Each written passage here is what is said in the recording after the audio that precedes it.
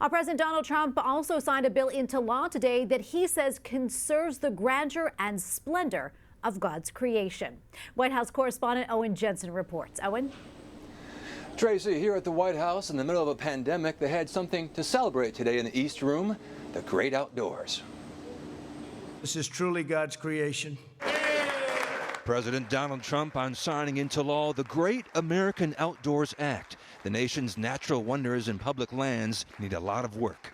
Today, more than 5,500 miles of roads, 17,000 miles of trails, and 24,000 buildings are in critical need of repair. They have been for a long time. Now, big dollars on the way, including $900 million a year in guaranteed funding for the Land and Water Conservation Fund so that all Americans can continue to enjoy our parks, wildlife. Meanwhile, on the pandemic front, still no deal as Congress negotiates another aid bill. I always felt a person that lost their job, that basically their business was shut down because of the health care crisis that we had, no fault of their own, should be kept whole. That means get your full paycheck. One unemployed airport janitor worries a lot these days now that the government's unemployment supplement has disappeared. With the $600, the federal fund, it really helped me.